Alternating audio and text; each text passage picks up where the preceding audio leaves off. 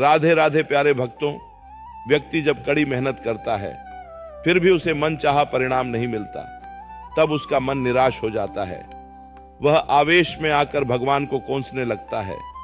उसे लगता है कि उसकी कड़ी मेहनत के बावजूद भी भगवान ने उसका साथ नहीं दिया और उसने जो चाहा था वह उसे नहीं मिला।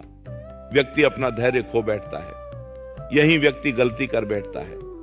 आजकल सब्र किसी को नहीं है। सबको हर एक चीज आसानी से और जल्दी से चाहिए। अगर मेहनत करने के बाद भी कोई चीज ना मिले तो निराश मत होना। ऊपर वाले ने आपके लिए हो सकता है कुछ और भी अच्छा सोच रखा हो। बस जरूरत है तो सब्र रखने की, क्योंकि ऊपर वाले के यहां देर है, अंधेर नहीं। हमेशा ईश्वर पर भरोसा बनाए रखो।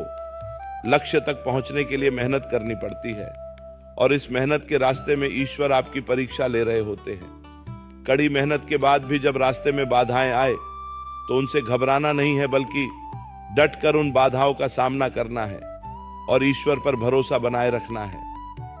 ईश्वर के प्रति आपकी आस्था और आपका भरोसा ही है जो आपको मार्ग में आने वाली सारी बाधाओं से बाहर निकालकर आपको आपकी मनचाही मंजिल तक पहुंचाएगा। अगर आपकी नीयत साफ है और मेहनत सच्ची है तो उसका फल आपको आज नहीं तो कल जरूर मिलेगा। यह ब्रह्मांड का नियम है। आपको रुकना नहीं है। चींटी भी दीवार पर चढ़ते वक्त 100 बार फिसलती है, लेकिन वह हार नहीं मानती और मेहनत करती रहती है, और देर से ही सही लेकिन वह अपनी मंजिल तक पहुंच ही जाती है। चींटी की मेहनत हमें सिखाती है कि हमारा अधिकार केवल कर्म पर है और सही समय आने पर उसका फल हमें अपने आप मिल जाएगा। प्यारे भक्तों, फल की चिंता किए बिना मेहनत करने की गाथा को एक पौराणिक कहानी से बताता हूं। यह कहानी हमें सिखाती है कि जब हम बिना किसी मांग के अपना कर्म करते हैं तो ईश्वर हमें हमारी कल्पना से भी ज्यादा देता है। यह कहानी है सुदामा के मेहनत की और भगवान श्री कृष्ण पर अपनी आस्था की। सुदामा अत्यंत गरीब थे। उनकी पत्नी ने उन्हें श्री कृष्ण के पास मदद मांगने के लिए भेजा। सुदामा के लिए वह यात्रा आसान नहीं थी।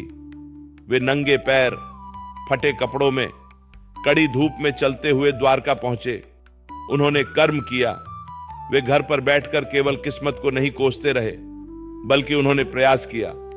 जब सुदामा महल पहुंचे और कृष्ण ने उनका राजसी स्वागत किया तो सुदामा अपनी गरीबी के बारे में बताना भूल गए। वे कृष्ण के प्रेम में इतने खो गए कि उन्हें फल की चिंता ही नहीं रही। सुदामा ने संकोचवश पोटली में छिपे मुट्ठी भर चावल कृष्ण को दिए।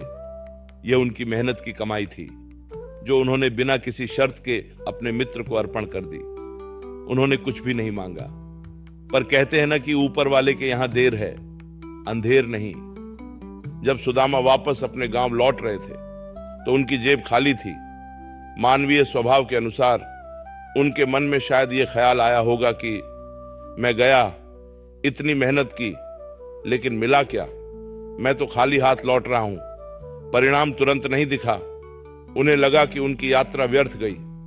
लेकिन जब वे अपने घर पहुंचे तो उन्होंने देखा कि उनकी टूटी हुई झोपड़ी एक आलीशान महल में बदल चुकी थी।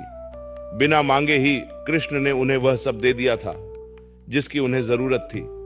सुदामा ने अपना कर्म किया, बाकी सब ईश्वर पर छोड़ दिया। हमें चिल्लाकर अपनी जरूरतें बताने की जरूरत नहीं होती।